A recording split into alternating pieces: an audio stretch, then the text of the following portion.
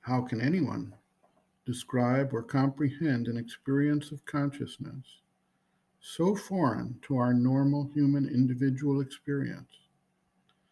Sages and seers have used many illustrative images to try to provide the mind some vague notion of the significance of the shift in standpoint that is represented by the consciousness departing the limitations of the ego personality and entering into the wideness of the cosmic consciousness. One image which comes up frequently is that of a stream or river which eventually joins the ocean and loses its individuality in the vastness of the sea.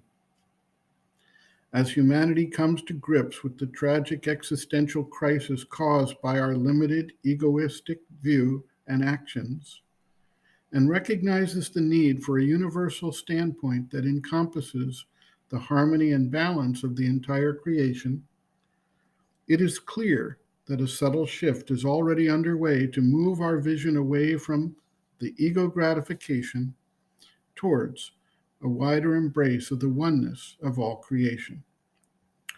We cannot continue to live and act as if we can simply satisfy our desires and our greed at the expense of everything else in the world.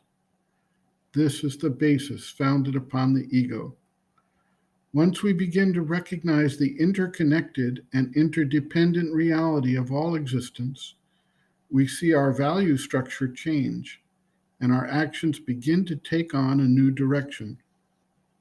We begin to understand, for instance, that we are symbiotically connected to the plant life of the planet, which requires the carbon dioxide we exhale to survive, while we require the oxygen they exhale. Similarly, every step we take in human society is dependent on the framework of society.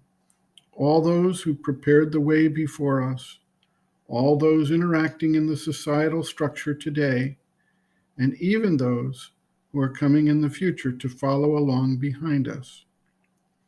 Sri Aurobindo observes, quote, "When one has the cosmic consciousness, one can feel the cosmic self as one's own self.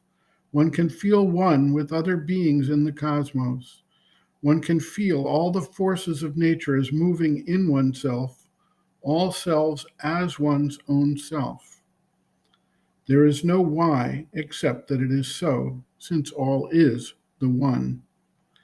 In the cosmic consciousness, the personal I disappears into the one self of all.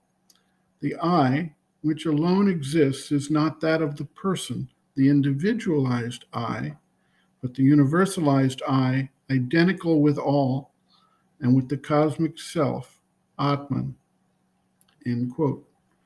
Reference, Sri Aurobindo, Integral Yoga, Sri Aurobindo's Teaching and Method of Practice, Chapter 7, Experiences and Realizations, The Cosmic Consciousness, pages 184 to 187.